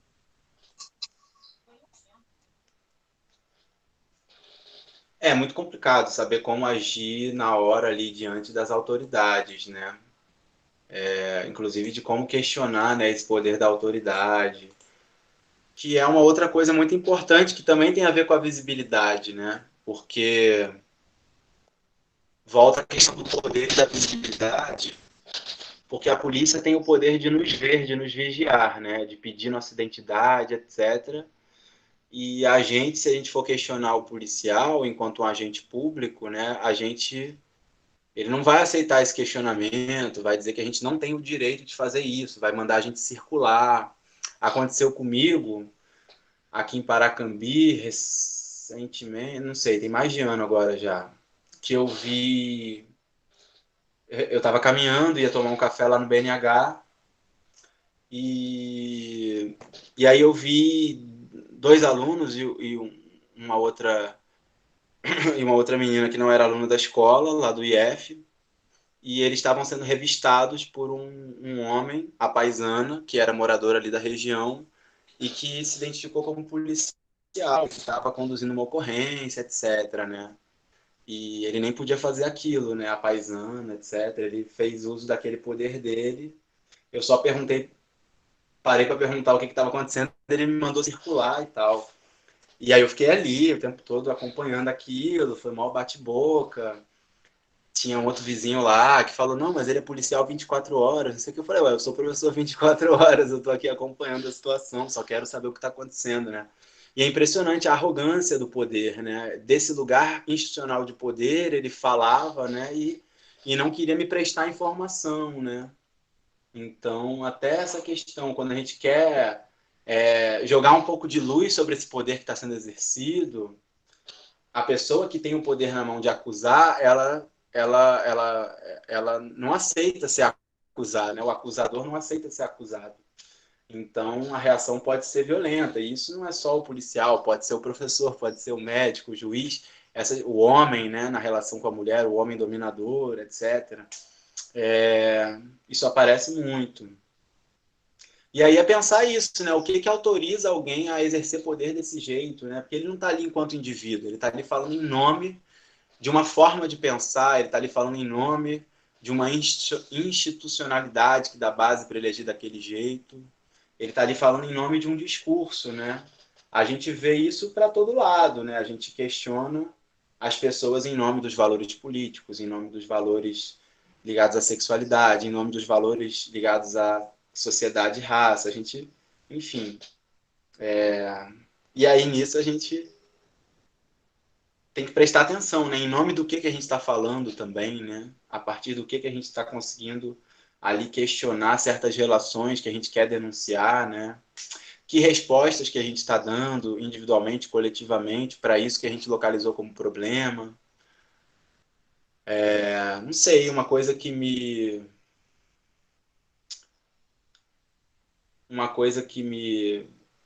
pega muito é isso também, né? Como é que a gente pode não reproduzir aquilo que a gente diz combater, né? Não usar das mesmas armas, muitas vezes, daqueles que estão ali nos oprimindo, né?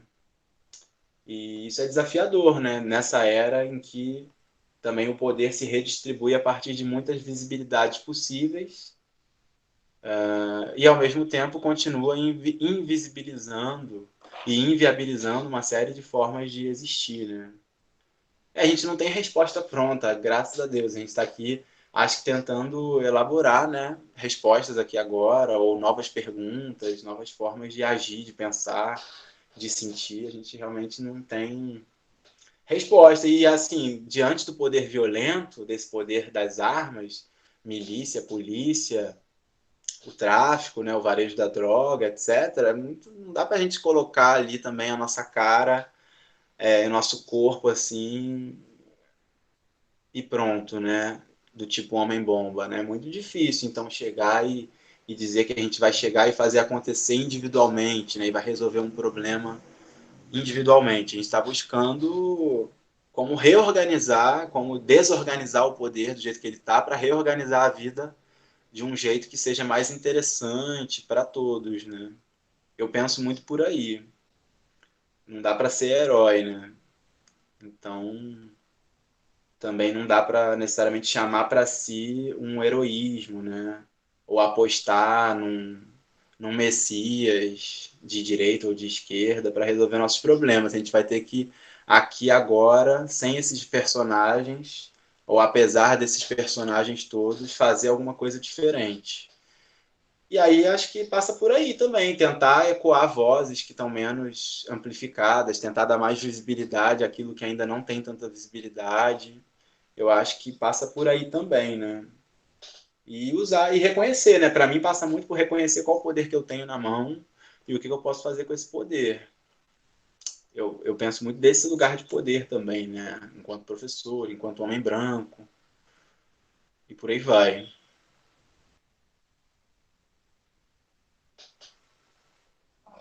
Eu lembrei da parte que você falou, Pedro, Uhum, da questão da fala.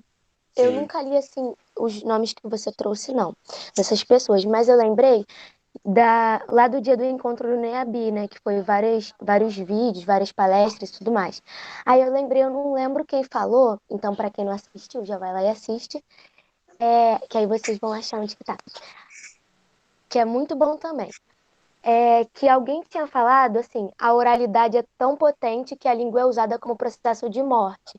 Aí foi falada essa questão, igual você trouxe, né? Para algumas pessoas fica uma coisa de a língua ser perigosa. Para outras, quando elas falam, acaba sendo um processo de resistência. Igual a Julião falou. Ela disse, tipo, é uma frase que não sai da minha cabeça. Ela falou assim, que não é ser número na plateia, é ser voz. Então, como assim, a língua, ela vai, por esses processos de colonização, ela vai bater diferente, né?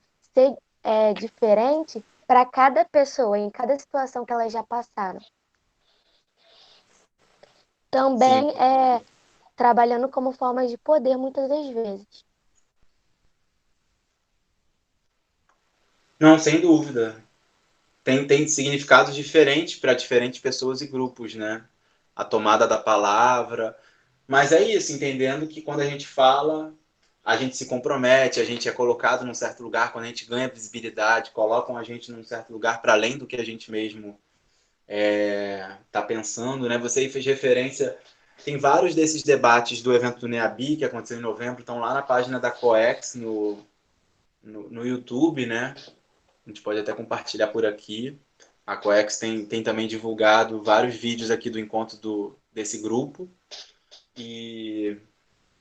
Mas é isso, assim, o problema da linguagem, da visibilidade, como forma de poder, né, tem a ver com o fato de que essas estratégias dessas instituições todas, enfim, da sociedade, elas nos forçam a nos colocar, né? Nos forçam a falar em muitos sentidos.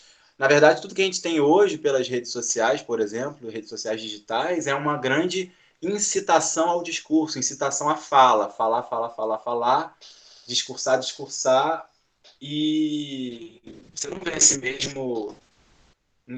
mesmo investimento em outras lógicas, né? Numa lógica propriamente do diálogo, da escuta, de uma escuta atenta, de uma escuta cuidadosa, de uma fala cuidadosa. É muito assim, o que você está pensando? E parece que não tem ali muitas mediações, né? Mas, sem dúvida, a possibilidade que a humanidade tem hoje de falar são muito mais de ser ouvida e de cada pessoa tem hoje de se expressar, são possibilidades talvez muito maiores do que antes, né? Que essa figura, por exemplo, daquele que diz a verdade, daquele que é o intelectual, daquele que representa a ciência, a fala verdadeira, rigorosa, etc., estava muito restrita a um grupo muito menor, né? E quando você abre isso, você abre para muitas possibilidades. Não dá pra... Isso lá na época do Platão, ele já reclamava da democracia por isso, porque a democracia dava voz a todo mundo, e aí você podia ouvir, inclusive, aquele cara que não está preocupado com a verdade. Na concepção lá do Platão tinha uma verdade propriamente dita, e que só com um compromisso real da pessoa com a verdade é que se... Enfim, e aí ele questionava, as pessoas só faziam uso de uma retórica vazia, uma retórica que só queria convencer e persuadir, e que não necessariamente tinha a ver com a verdade, o compromisso com a verdade, né? Que é uma forma, muito mais do que um conteúdo a ser dito, é uma forma, uma essência. Mas a gente não está aqui para reforçar o Platão, né? E ficar nessa nostalgia de que a democracia é um problema, porque qualquer um pode falar. Tem até uma frase atribuída, não sei se é dele mesmo, mas acho que é dele, enfim, do Umberto Eco, né?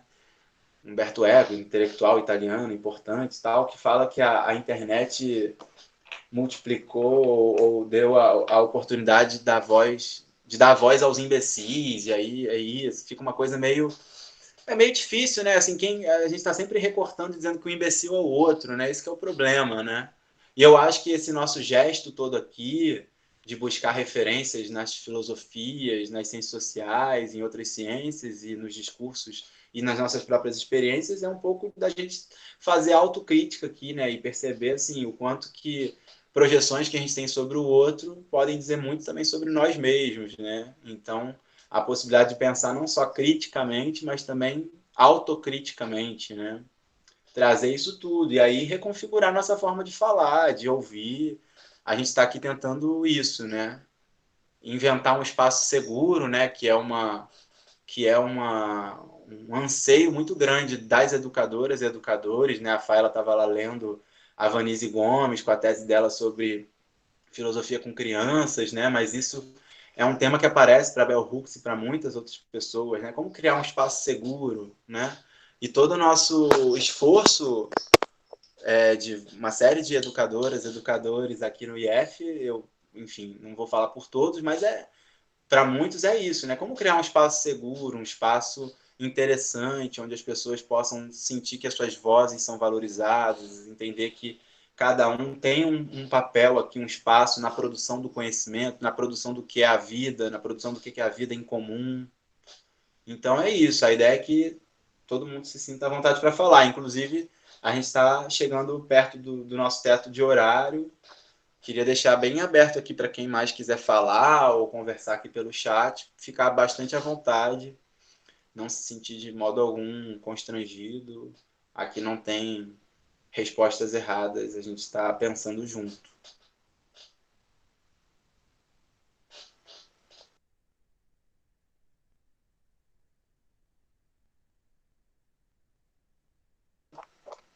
Cadê vocês?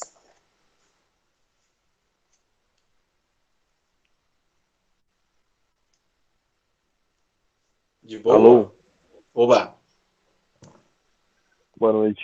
Realmente, essa parada do Platão aí é complicado, né? Porque muitos atravessamentos que estão aí envolvidos nisso, né? Como a questão de ver o próximo como problema e não a si como problema, né?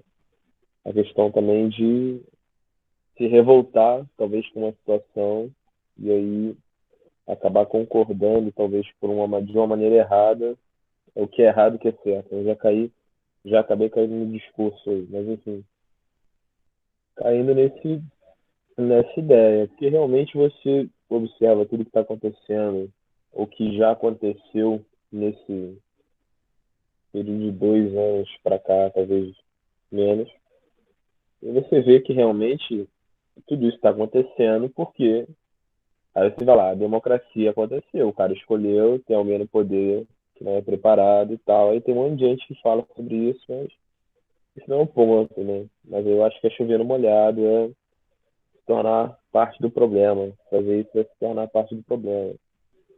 Na real é isso aí, a política da educação, mesmo nas trincheiras do conhecimento, na ilegalidade, no underground da situação, que nem é tão underground mais, mas seguindo na, na contramão aí do que está rolando, fazendo o contrário do que está sendo pregado por todos aí, no sentido de todos bem segregacional, no sentido de todos da galera que está aí propagando toda essa coisa que, pelo menos eu, vou contra, né? Então aí nessa contramão, lutar com isso aí todo dia. E também se observar e se perceber nas suas limitações, até que ponto você também como parte da sociedade e sendo alguém criado nesta sociedade, também não está propagando os costumes que você tanto odeia, né? Porque através do senso comum, às vezes na camaradagem, na parcialidade, você acaba por propagar muita coisa e permitir que se propague, porque você é amigo de tal pessoa, porque você não quer transformar aquela situação em algo desagradável. E é isso aí, porque o Boa Praça, ele chega mais longe, isso é inevitável. Mas o Boa Praça, muitas vezes, propaga um monte de coisa que. Então, é meio que isso. Não estou criticando, né? Tá todo mundo aí para sobreviver, tentando não morrer nesse monte de bomba que está caindo aí. Mas acontece isso. Você vai tornando a parada parcial. Ah, é meu amigo e tal. Não analisa os fatos. Aí eu tô tratando o fato como algo bem concreto, o que aconteceu ou não. Segundo, o que foi gravado, visto, presenciado. Você deixa os fatos de lado e passa a julgar o parcial, a pessoa, quem está envolvido, quais ideias estão sendo jogadas. E aí muitas vezes você acaba relevando ou propagando ideias perigosíssimas. Boa noite, Lionel. Faça muitos gols aí, Lionel Messi. Mas é isso aí, entendeu? Um prazer. Então, assim, é bem legal esse debate, bem interessante. Então, minha internet está precária hoje, então acompanhei muito pouco do que gostaria de ter acompanhado mais. Mas sobre esses 2 minutos que você falou agora, no final, que eu gravei bem, é o que eu tenho a dizer.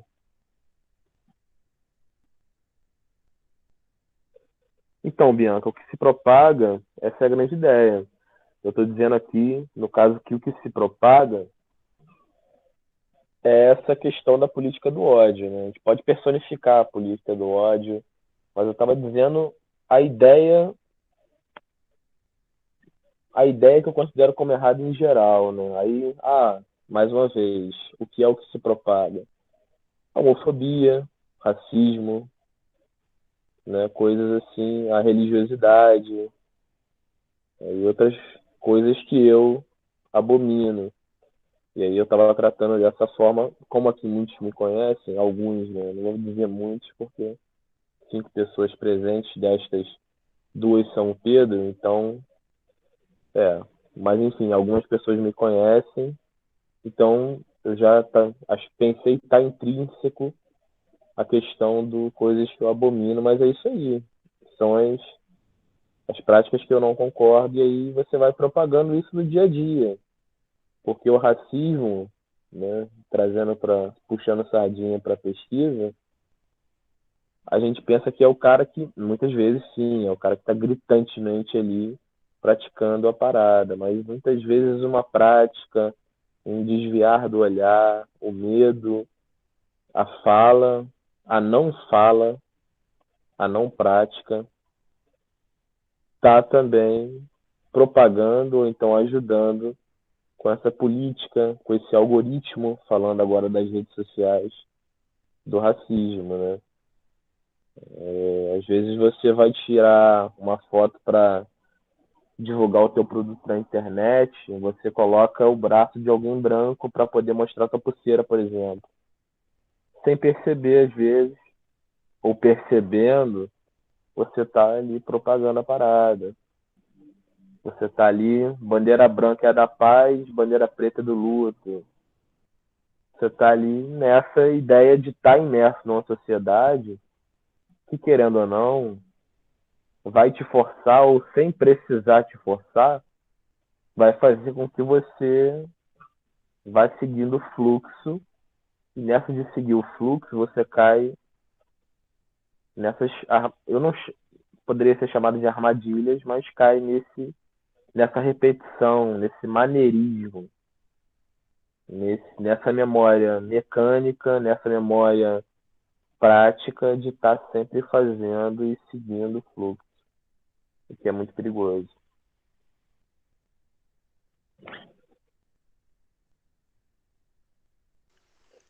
Bacana. Eu acho que.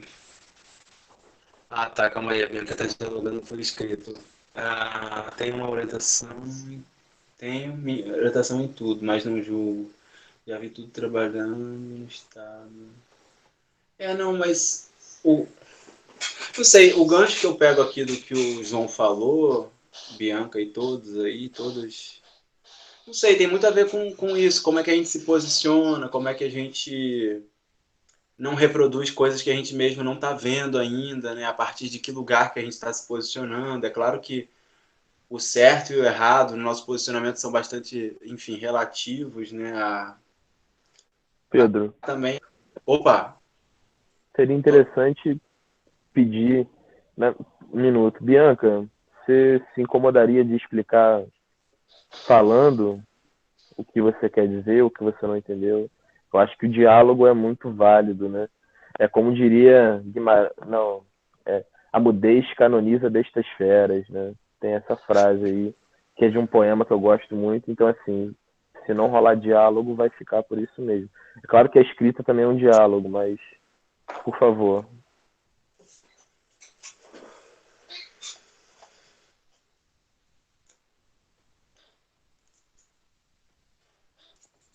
Eu trabalhei em comunidade, né? E tive alunas, assim, que eram apaixonadas por mim, e tive casos, assim, que os pais não admitiam nem com os alunos, que a aluna, né? Sei lá, se autoafirmasse de qualquer forma, enfim. A gente tem que saber lidar com esse tipo de coisa dentro da escola. E eram super recriminadas, expulsas.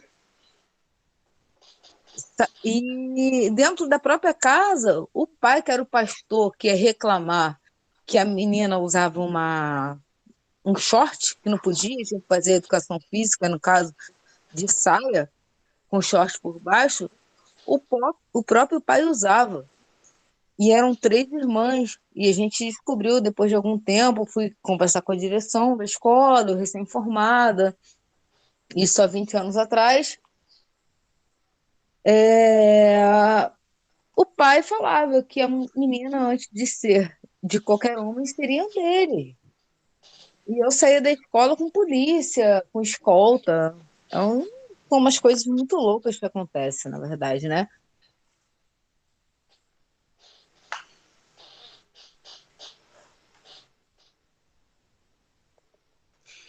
Sim. Eu pesquei aí mais o que o João também trouxe e o que você trouxe, que é isso, né? A gente a gente vai se posicionando a partir também dos nossos valores morais, né? A gente condena uma série de coisas a partir daquilo que configuram nossas bases éticas, morais, né? E aí a gente está aqui num esforço. Tivemos alunos que estavam em aula e por isso entrava e prendia os alunos, né? Uhum. E a gente não sabia o quê nem o porquê. Sim. Tentar saber o porquê é exatamente a nossa pesquisa, né? E o como Tem muitos funciona. porquês aí. O porquê e o como, né? Como que isso se opera, né? Inclusive, assim, se é um abuso de poder ou se é o próprio poder, do jeito como ele está organizado, que o tempo todo autoriza essas violações, né? Porque a gente tem... Não são casos isolados, não é uma exceção à regra, né? A gente vê o tempo todo as autoridades praticando uma série de violências, não conferindo real autonomia às pessoas, né? Querendo controlá-las, querendo exercer controle, né? Um poder que tem a ver com controle. Então, muitas vezes eu leio essas situações que tem a ver com esses abusos de poder institucional, e aí às vezes dá até briga, né, entre policial e médico, quando chega o policial com, com,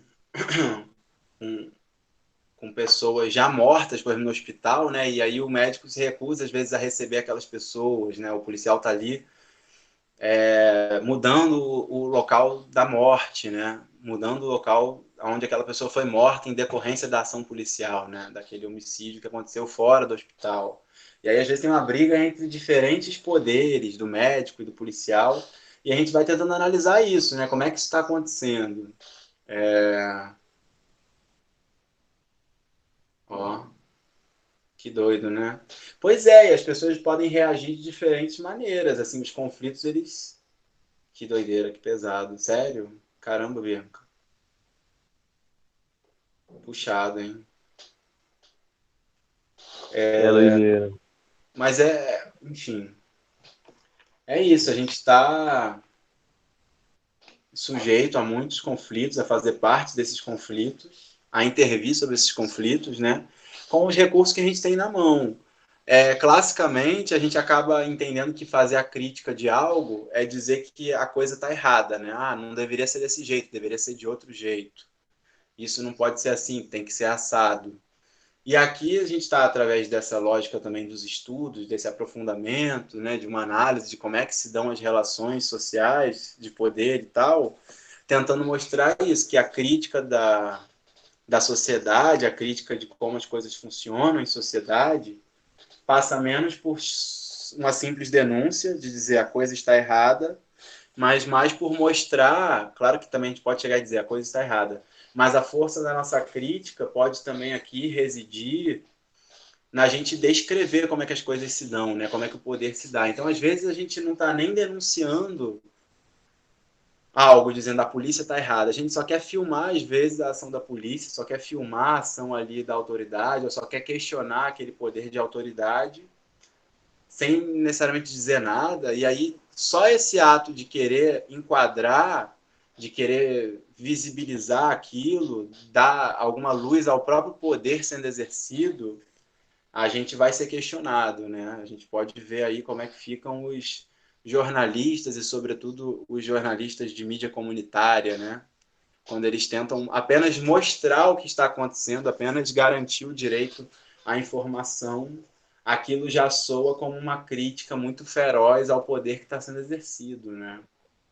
A gente tem Sim, isso em de aula, de um jeito, às vezes, em tese mais light, né? Que, às vezes, os alunos questionam a forma de avaliação do professor, eles não estão nem falando, professor, está tudo errado, está horrível. O aluno nem falou nada, só falou, pô, professor, você poderia rever a sua forma de avaliar e de ensinar e tal, e aquilo ali já soa para o professor que não está aberto à crítica, né, como uma violação do direito dele, da prerrogativa dele, de ser o único ali a questionar tudo. Ele nunca pode ser questionado, né? Mas isso não está configurado apenas por uma avaliação moral individual do professor com o aluno, né? O próprio malvado. Isso está configurado pela própria instituição, que diz que quem está sendo avaliado nunca é o professor, ou quase nunca é o professor, mas sempre o próprio aluno, né? Então é um pouco isso, é localizar e perceber isso, né? Que muitas vezes o problema não está nem no abuso do poder, mas está na própria estrutura hierárquica, né, do poder. Enfim, era isso.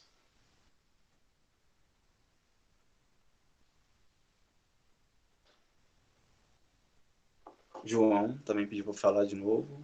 Boa noite. Bianca, é importante. Quem vandalizou o seu carro, você sabe, foi a galera que era contra, a favor, não entendi isso. Porque, assim, puxando pro lado do Howard Becker, do livro Outsiders, por mais que o tráfico, né, seja visto como um grupo, aí grupo no sentido de toda uma organização, que está ali para fora do que é considerado correto perante muitas leis e regras legais e ilegais da sociedade, legais e ilegais no sentido de estar na lei ou não, né? Infelizmente, a base que a gente tem é a lei para seguir, até para desviar é a própria, enfim, continuando. Por mais que seja um grupo considerado fora da curva, não deixa de ser um grupo que gera desigualdades também, que deixa muita gente de fora. E que também, quando a galera tenta pular fora, ou pula fora, ou não concorda com alguma coisa, essa galera também faz a parada acontecer, faz com que a coisa esteja de acordo com o que eles querem. Mas isso também no caso da polícia, no caso dos juízes, no caso dos carcereiros, no caso dos professores, no caso de qualquer outra coisa. Até mesmo, por exemplo, esse esquema, dois mundos completamente diferentes, ou nem tanto. Os professores de uma universidade federal e os militares, por exemplo. Cada um tem as suas regras, a sua base, a sua linha de pensamento, mas em um ponto eles podem se coincidir, que é no fato de que, se a coisa não for feita da forma como eles pensam que deve ser feita, e aí pode ser algo pessoal ou institucional, você roda. E tanto para um quanto para outro, tanto para o militar, tanto para o professor, um tá fora da curva do outro, né? O professor, o militar tá errado, para o militar, o professor tá errado, mas os dois são tão parecidos em certos pontos, por serem também todos humanos e progredirem os mesmos erros, muitas vezes, eles não percebemos isso, né? Eu estou falando também como aluno. Eu, como aluno, tenho o que eu julgo meu grupo ou meu não grupo, que também gera desigualdades, exclui muita gente, e por aí vai, né? Então, assim, a gente está sempre. Não é porque algo está fora da curva, ou então alguém não está sendo considerado como o, entre aspas, normal, que esse cara é o símbolo perfeito da aceitação de todos. Se você definiu esse cara como não normal, isso já torna ele como alguém exclusivo dos demais. Então já exclui outras pessoas. Ao definir, você exclui. É isso que é bem importante citar. Mas, sim, naquele momento você não era educadora, mas isso pouco importa, né? No caso ali, você era uma pessoa que estava contra algo que estava sendo institucionalizado, entendeu? Então, assim, não entendi. A Bianca escreve mais do que fala, né? Então fica complicado tentar transferir. Por favor, atualize-nos. E só, Bianca quer falar? É porque eu ia puxar aqui de volta o lance dessa coisa do que você torna visível, de tornar visível o próprio poder que está sendo exercido, né? E não apenas ficar sempre lançando luz sobre os grupos. Eu Pode digitei falar. errado. Na verdade, eu era educadora recém-formada, porém a educação é transformadora. E naquele momento ali, assim, acho que dentro da escola tem que ser respeitado, respeito policial, respeito tudo, mas da porta para fora. Dentro da escola, não. Eu trabalhava numa comunidade, entendo. Porém, a diretora era moradora dessa comunidade. Mas o respeito ao próximo, você ficar deitado numa rampa, não só eu como recém-formada na época, 20 anos atrás, como outros professores e crianças, né? É bem complicado. A gente entende os dois lados, né? Que a polícia faz o lado dela, tem que fazer, mas dentro da escola, a escola é um ambiente transformador. E eu acredito na educação, eu acredito na transformação através da educação.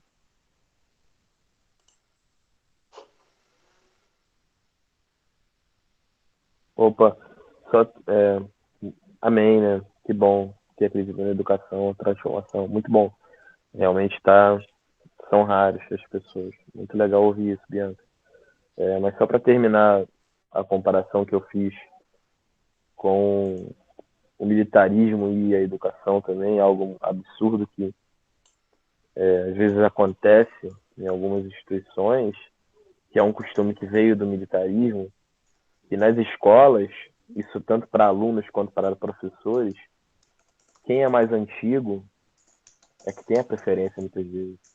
O professor que ele é mais antigo, o aluno que ele é mais antigo, o cara que está mais tempo ali, esse é o cara que vai ter a preferência, vai ser mais escutado, vai ter o privilégio.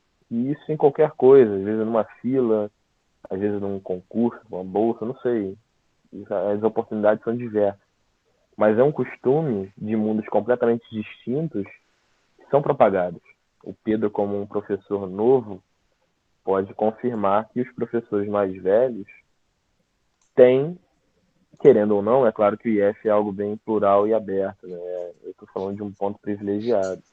Mas eu já observei muito que, do ponto até dos alunos, os mais velhos entre os alunos ou entre os professores são mais ouvidos. Eu não sei do ponto de vista de um professor, porque eu não sou professor de Mais uma o rede quê? federal. Mais ouvidos, mais Ah, entendidos, mais... Entendeu? E isso é algo bem crítico, né? Porque você vê uma galera que fala contra o militarismo, propagando ideias claramente do militarismo, que é algo que é literalmente isso. O cara mais antigo com uma patente maior é o que tem a ideia principal. E aí você vê uma instituição que está ali lutando contra coisas que o militarismo vem destruindo, vem construindo, né? Vem destruindo coisas que o militarismo vem construindo, que são horrorosas, mas que propaga a principal ideia, que é a parada do mais velho guiar a porra toda. Então isso é bem complicado, né? Há muita hipocrisia, não só na instituição, mas também no ser. Fique bem claro que eu estou incluso nisso, né? Existem mas várias hipocrisias também, né? Mas é eu só vejo isso. que essa questão do mais Deixar bem velho, claro isso. o mais velho é isso, né? Mais tempo de permanência na instituição, mais poder acumulado. No caso do estudante mais velho, é o estudante que sobreviveu ali à instituição, né? Passou pela filtragem inicial, se amoldou ao discurso dominante da escola. Estou falando do IF mesmo, né? E aí é isso. Mas às vezes tem questões geracionais mesmo, né? Pessoas de outras gerações que podem não necessariamente acompanhar formas de pensar das novas gerações, mas também isso depende muito, né? Em cada geração você tem disputas, pessoas que já são mais progressistas, mais de um jeito, e você tem gente muito nova que é muito mais conservadora em vários outros sentidos.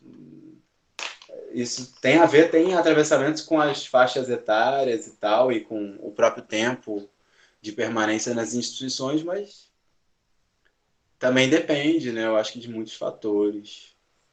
Mas, enfim. Mas, gente, aqui assim, não sei, vocês querem pontuar mais coisas? Eu estava pensando da gente amarrar para caminhar para fechar. Não sei se Bianca, João, Luiz, Israel, Mariana e Faila querem pontuar mais alguma coisa, especificamente, algo que lembraram. Tá favorável, tá tranquilo? Não, então é isso, assim, essa questão do corpo, do poder e da visibilidade tem a ver com isso, pensar como é que as relações o que a gente torna visível, né? A forma como nós somos representados e representamos uns aos outros, diz muito sobre como que a gente vai tratar uns aos outros, né? Se a gente exatamente promove discursos de desvalorização e de ódio em relação a nós mesmos, ao próprio povo brasileiro, por exemplo, né? A tendência é que a gente despreze, né? E seja, então, desprezado pelo poder, né? Se a gente tem um discurso legitimador, né? Do tipo aquela frase do Mark Twain, que é um escritor, né? Que fala que cada povo tem o governo que merece. Eu acho complicado essa frase, né? Porque eu acho que a gente não, em vários sentidos... Primeiro que é difícil a ideia do que é um povo, né? E outra coisa é isso, né? O que é o governo, né? Aqui na nossa reflexão das micro-relações de poder, nós não estamos apenas debaixo do poder de um único governo sobre nós. Nós governamos uns aos outros. Nós tratamos uns aos outros de um jeito ou de outro, né? Nós exercemos poder uns sobre os outros, nós autorizamos ou não que as pessoas ajam sobre a gente concorda ou não com certas normas e leis e obrigações sociais. Bianca, assim, tem um debate que eu gosto da galera da educação intercultural, que diz que a tolerância e o respeito também são valores que, por vezes, claro que eu entendo que respeito é muito importante, né? Mas, às vezes, assim, a gente tem que tomar um cuidado com a dica lá dessa galera da educação intercultural, Tomás Tadeu, acho que Vera Kandal também fala disso, mas o Tomás Tadeu, eu lembro dele falando sobre isso. Que muitas vezes, quando você fala em respeito, ou justamente, estamos falando de educação, né? Que educação que pode ser transformadora? Porque no nosso projeto a gente também toma a educação como parte do problema, né? A educação que é racista, a educação que é normativa, que não dá autonomia, essa educação não é transformadora. Então, quando a gente fala que a educação ela é transformadora, que a educação é a solução, por exemplo, para o racismo, a gente já está qualificando essa educação como a educação que a gente quer, uma educação que seja antirracista, que seja comprometida com a autonomia, com a liberdade, etc. E aí é interessante que essa galera da educação da interculturalidade pontua muito isso, assim, que o respeito, uma certa ideia abstrata de respeito, às vezes mantém uma hierarquia, né, entre a pessoa que respeita e a pessoa que é respeitada. No caso, a gente está falando aqui de relações raciais, por exemplo, né? Então fica uma ideia de que eu tenho que respeitar o outro que é diferente de mim, mas eu mesmo acabo não me percebendo como também um outro em relação ao outro, né? Então, na verdade, eu que tiver que ser tratado pelo outro em algum nível, né? Como é que fica isso? Nessa relação de respeito, quem respeita quem é respeitado por quem? Será que a gente pode também questionar, então, as hierarquias que ficam ainda muitas vezes pressupostas nessa relação? É um pouco isso, né? Um questionamento que a gente traz aqui também a partir dessa reflexão sobre, claro, que tipo de respeito que a gente quer produzir e promover, né? E é isso, eu concordo contigo, o respeito é fundamental, e ao mesmo tempo também penso que a gente deve questionar qual é o respeito, né? De qual respeito que a gente está falando, né? Respeito a quem e a quem, partindo de quem. Então, aqui o barato da pesquisa e da filosofia passa por aí também, né? Questionar, pegar certos termos que para nós são chave, para nós já são há muito tempo construídos como uma crítica a algo que a gente entende, né? Então, para a violência, a resposta é o respeito, por exemplo, mas a gente também pode pegar essa resposta e questionar ela, né? Em que medida que o respeito que a gente vem tentando ensinar e viver está ou não dando conta, né? É um respeito abstrato, é uma tolerância, ou é realmente viver junto com o outro, conviver, habitar o mesmo espaço, construir algo em comum. Enfim, não temos respostas, mas temos perguntas, né, que podem nos nortear na construção de algumas respostas. Enfim, é o que eu também penso. O João escreveu aqui, né, que a transgressão também é necessária, né? Uhum. A transgressão também às vezes é importante, né? Como diz o pastor batista Martin Luther King Jr., né, temos a obrigação moral de desobedecer às leis quando essas leis são injustas, né? Então, se a própria lei, se o próprio poder está do lado da injustiça, é um nosso dever moral e ético ir contra o poder, né? Enfim, são provocações, né? Estamos aqui para seguir pensando juntos. Esse grupo vem se reunindo desde abril, maio de 2020, e a gente pretende continuar se reunindo para continuar estudando e pensando juntos. Isso aqui é só, como eu sempre falo, né, um ponto numa trajetória que continua. E a gente tem mais um encontro já marcado para depois ali do que seria o feriado, emendado ou não do carnaval. Então, dia 22 de fevereiro, a gente se reúne novamente e segue conversando aqui, acolhendo diferentes falas. E a gente vai pensar a partir dos dois conceitos disparadores de racismo e branquitude. Vai ser o tema do dia 22 de fevereiro, nesse mesmo horário, 19 horas. Agradeço a participação de todos. Eu vou encerrar agora aqui a gravação, mas a gente pode se despedir com calma ainda depois disso. Tudo bem? Vou encerrar, hein, gente, a gravação. Boa noite aí.